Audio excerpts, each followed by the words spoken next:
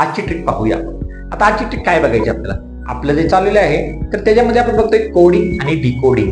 Part 1 पाहिला आपण, part 2 पाहिला, आता आज पाहणार आहोत आपण पार्ट 3. आता बघा, कोडिंग आणि डिकोडिंग खूप महत्वाचा टॉपिक आहे. मी तुम्हाला पहिल्या ह्याच्यामध्ये पण सांगितलं, भागामध्ये दुसऱ्या भागात पण सांगितलं आणि आधी सांगतो, खूप इम्पॉर्टंट टॉपिक आहे आणि खूप सिंपल आहे. एकदा समजून घेतला की आपल्याला मार्क याचे मिळणार म्हणजे मिळणार. नवोदय असेल, मंथन असेल किंवा कोणतीही स्कॉलरशिप एक्झाम असेल त्याच्यामध्ये हा प्रश्न येतो म्हणजे येतोच. तर आता हे आपण जे ट्रिक्स शिकतोय ते आपण आता बघून घेऊया. आता आपण पार्ट 3 जो आहे तो काय आहे तो आपण पाहूया. या चला आपण पाहूया. काय बघा, coding and decoding tricks part 3, symbol for letter. आता बघा, सिम्बॉल खूप महत्वाचे आहेत. बघा, सिम्बॉल ठिकाणी आपण बघतो की आपण ट्रॅफिक रूल पण आपल्याला सगळ्यांना माहिती आहे, नियम माहिती आहेत की ट्रॅफिक याच्यामध्ये सगळे सिम्बल्स असतात. कुठे असं लिहिलेलं नसतं. आपण बघतो की रेड सिग्नल म्हणजे काय असतो, ग्रीन म्हणजे काय असतो, येलो म्हणजे काय असतो, बरोबर आहे, गतिरोधकला काय असतो, म्हणजे प्रत्येक ठिकाणी सिम्बल्सच असतात.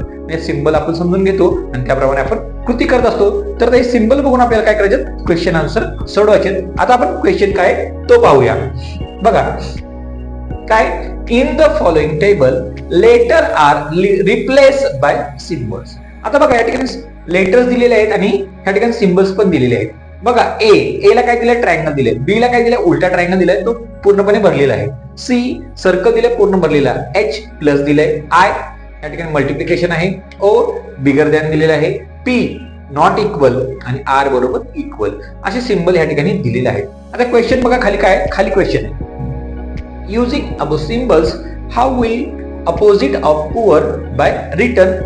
आता हा क्वेश्चन 2018 मध्ये स्कॉलरशिपच्या एक्झाम मध्ये आला होता. बघा, अशा वेळेस मुलं काय करतात की खूप घाई करतात, प्रश्न नीट वाचत नाहीत. ह्या ठिकाणी बघा, त्यांना काय वाटतं की पुअर आहे म्हणजे पी बघतात, पीचं काय आहे, नॉट इक्वल. ओ काय आहे, ओ या ठिकाणी बिगर दॅन. आर काय आहे या ठिकाणी, तर इक्वल.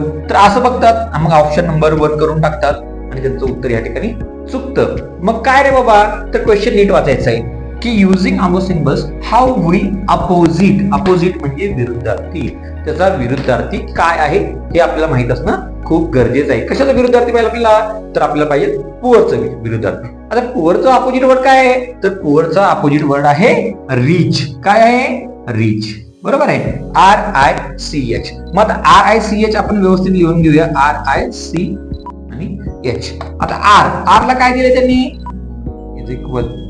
आय ला काय दिलंय, मल्टिप्लिकेशन. सी ला काय दिलंय, सर्कल दिलेलं आहे, पूर्णपणे भरलेला सर्कल. ओके, या ठिकाणी सर्कल. आणि H या ठिकाणी काय दिलंय, H तर प्लस दिलेलं आहे. तर बघा, इज इक्वल टू, त्यानंतर मल्टिप्लिकेशन, सर्कल भरलेला आणि प्लस. हा कुठे दिसतो, पहिला तर आपला ऑलरेडी गेलेला आहे. सेकंड नंबर, हा सेकंड नंबरला आहे. म्हणजे बघा, याचा ऑप्शन जे आहे ते सेकंड असणार आहे. बघ, क्वेश्चन व्यवस्थित वाचला की आपल्या आन्सर काढायला सोपं जातं. कारण सिम्बल्स हे जे आहेत ते खूप इम्पॉर्टंट सिम्बल असतात. ह्याच्यामध्ये आपण नीट पाहणं गरजेचं आहे की कशाचं काय दिलेलं आहे आणि त्यातल्या अपोजिट विचारलंय का सिमिलर विचारले हे सुद्धा बघणं गरजेचं आहे. तर आता आपण बघितलं की अपोजिट होतं, आपण हे सोडवले. आता आपण सेकंड क्वेश्चन बघू, सेकंड एक्झाम्पल बघूया. सेकंड एक्झाम्पल मध्ये काय दिले ते आपण आता पाहणार आहोत. तर क्वेश्चन बघा व्यवस्थित वाचायचं. आपल्याला कळले की बाबा या ठिकाणी सिम्बल्स दिलेले आहेत, सिम्बल बरोबर त्या लेटर कोणते कोणते दिले ते आपण ओळखायचे आहेत. आता या ठिकाणी बघा, क्वेश्चन काळजीपूर्वक वाचणं गरजेचं आहे. आपण जर घाई केली, गडबड केली तर आपलं आन्सर चुकू शकतं. तर आपण व्यवस्थित बघूया की सेकंड क्वेश्चन काय आहे. आता बघा, या ठिकाणी in the following table letter are replace by the symbols. आता या ठिकाणी लेटर दिले KDPBRXGAN.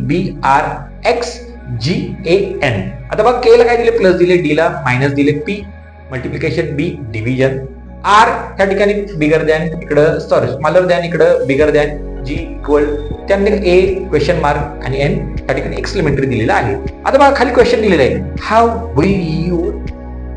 Will you write the antonym of light in this code. आता बघा, ह्या ठिकाणी लाईट्स अँटेनम्स विचारलेले आहे. आता ह्या ठिकाणी बघा, लाईट आपल्याला माहिती आहे, लाईटचे ह्या ठिकाणी 2 अर्थ होतात. आता ह्या ठिकाणी लाईट आहे आपल्याला की लाईट म्हणजे एकदम फिक्कट असतो आणि लाईट म्हणजे आपण बघतो की फिक्कट किंवा त्या ठिकाणी उजेड आपण म्हणू शकतो, आणि लाईट म्हणजे हलका, बरोबर आहे. असे त्याचे 2 अर्थ आहेत. आता ह्या ठिकाणी क्वेश्चन व्यवस्थित वाचणं गरजेचं आहे. हे तर क्वेश्चन मध्ये काय दिलेलं आहे, काय मग सर सांगितलं तुम्हाला मी, या ठिकाणी आता अँटोनिम्स म्हणजे काय हे समजून घेणं खूप गरजेचं आहे. आता ह्या ठिकाणी बघा सिनोनिम्सचा अपोजिट अँटोनिम्स असतं, म्हणजे ह्याला काय म्हणतात अपोजिट वर्ड्स म्हणतात. हे आपल्याला माहित असणं गरजेचं आहे. नाहीतर तुम्ही काय करताल लाईटला लगेच आपला सिनोनिम्स लिहिचाल आणि तुमचा आन्सर ह्या ठिकाणी रॉंग येऊ शकतं. अँटोनिम्स आहे या ठिकाणी म्हणजे विरुद्धार्थी शब्द, ह्याचा लाईटचा आपल्याला माहित असणं गरजेचं. लाईट मी सांगितलं दोन अर्थ आहेत म्हणल्यावर लाईटचे ह्या ठिकाणी दोन अपोजिट वर्ड आहेत. एक तुम्हाला सांगितलं मी एक लाईट म्हणजे हलका असतो, तर आपल्याला लाईट हलका जर आपण घेतलं तर त्या ठिकाणी काय येणार आहे हेवी येणार आहे. मग आता हेवी आणि दुसरा जो आहे लाईट त्या ठिकाणी सांगितलं मी तुम्हाला उजेड किंवा फिकट, तर त्या ठिकाणी त्याचा अपोजिट वर्ड येणार आहे डार्क येणार आहे. मग आता मला सांगा या ठिकाणी ऑप्शन आपण बघू व्यवस्थित, त्या ठिकाणी चार्ज दिलेले आहेत. मग आता आपण हेवी तर घेतला HEAV आणि Y 5 अक्षर आहेत. मग आता आपले 5 अक्षर गरजेचे आहेत का नाही, तर आता आपले किती अक्षर लागणार आहेत ह्या ठिकाणी ऑप्शन मध्ये 4च आहेत. म्हणजे ह्या ठिकाणी लाईटचा अर्थ जे आहे तो उजेड किंवा हलका असा घेतलेला आहे. तर ह्याचा अपोजिट वर्ड काय येणार आहे, तर ह्याचा अपोजिट वर्ड येणार आहे डार्क. काय येणार आहे डार्क. बघा क्वेश्चन समजून घेतला, आन्सर काढायला वेळ लागत नाही. आता आपल्याला डार्क माहिती आहे. आता डार्कचं डी बघायचं, डी ला काय दिलेलं आहे या ठिकाणी डी मायनस दिलेला आहे. ए कुठं आहे या ठिकाणी ए क्वेश्चन मार्क. आर काय दिलंय स्मॉलर दॅन आणि के ला काय दिलं रे प्लस. आता बघा ह्या ठिकाणी minus question mark smaller than आणि प्लस कुठे दिसतंय, पहिल्या याला आहे का मायनस आहे पण इथं मल्टिप्लिकेशन त्यामुळे येणार नाही. डिव्हिजन आहे त्यामुळे हे नाही येणार. या ठिकाणी मायनस आहे मायनस क्वेश्चन मार्क या ठिकाणी डिव्हिजन म्हणजे हे पण नाही. म्हणजे आता हा राहिलेला minus question mark smaller than आणि प्लस म्हणजे ऑप्शन नंबर 4. बघा क्वेश्चन आपण समजून घेतला मग आपण सोडवलाय की ह्या ठिकाणी सगळे हे असतं की आपण ह्या ठिकाणी फसतो. ह्या ठिकाणी बरेच जण आता ह्या ठिकाणी सिमिलर वर्ड लिहिलं असतात तर कळलं नसतं, किंवा लाईटचं हेवी हे सुद्धा आपल्याला माहित असणं गरजेचं आहे. हेवी येतं का डार्क येतं. मग आता आपण बघितलं हेवीचा विचार केला का आपण नाही, आपण 4 अक्षर आहे म्हणून आपण काय केलं डार्क येणार हे आपण कन्फर्म केलं आणि त्यानंतर आपण हे सोडवलेलं आहे. म्हणजे एवढ्या सिंपल पद्धतीने आपण आता सोडवले. आता आपण तिसरा क्वेश्चन बघणार आहोत. आता क्वेश्चन थोडा वेगळा आहे. आपण मगाशी बघितलं की आता त्या बॉक्स मध्ये एकदम सिंपल होते, आपण सहज सोडवू शकत होतो व्यवस्थित विचार केल्यानंतर. आता हा क्वेश्चन वेगळा काय आहे, क्वेश्चन काय आपण बघूया. In a code KID is equal to triangle, circle, त्यानंतर square, DEN plus triangle minus NIL ह्या ठिकाणी स्क्वेअर मायनस आणि या ठिकाणी मल्टिप्लिकेशन. आता ह्या ठिकाणी काय विचारले question, how will you write the word. ह्या ठिकाणी मल्टिप्लिकेशन दिले, स्क्वेअर दिले आणि ट्रायंगल इन दिस कोड. तर ह्याच्यावरून आपल्याला नाव शोधायचं आहे. मग आता अशा वेळेस बघा हे व्यवस्थित बघा की हे जे इज इक्वल टू आहे हे इज इक्वल टू आहे. ह्या ठिकाणी हे सिंबल नाही, हे पण सिंबल या ठिकाणी नाही. क्वेश्चन मध्ये क्वेश्चन आहे हा, हे व्यवस्थित गरजेचं आहे. नाहीतर काही जण काही करतात आणि तर चुकतात.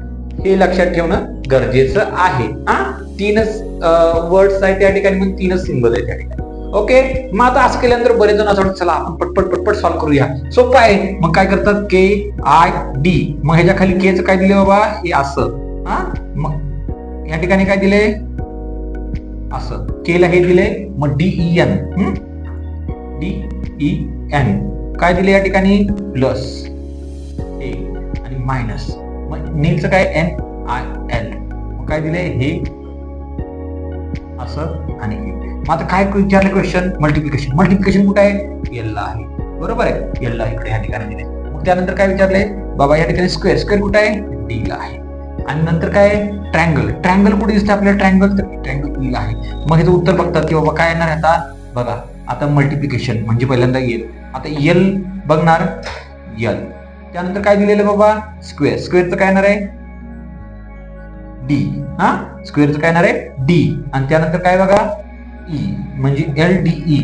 आता LDE ऑप्शन मध्ये आहे का कुठं, ऑप्शन मध्ये नाही. जर असं ऑप्शन मध्ये असेल तर मुलं चुकतात, लक्षात ठेवा. त्या ठिकाणी ऑप्शन मध्ये हा दिलेलं नाही. म्हणजे हे असं करायचं का, तर हे असं करायचं नाही, घाई करायची नाही. मी सुरुवातीला सांगितलं तुम्हाला की घाई करायची नाही. मग आता या ठिकाणी अशा वेळेस काय करायचं, तर अशा वेळेस बघा व्यवस्थित क्वेश्चन जो आहे तो व्यवस्थित बघायचा आहे. आता या ठिकाणी क्वेश्चन व्यवस्थित वाचायचा आहे आणि मग सॉल्व्ह करायला घ्यायचंय, त्याशिवाय घाई करायची नाही. आता बघा ह्या ठिकाणी काय करणार आता आपण, तर ह्या ठिकाणी व्यवस्थित आपण जे कोड दिलेत ते कशाचे कोड आहेत ते बघूया. आता KID ला इथं काय हे, तिकडे काय DEN. आता ह्याच्यामध्ये काय सेम वर्ड आहेत रे, तर ह्या ठिकाणी बघा डी आहे, या ठिकाणी डी आहे, हे समजून घ्या.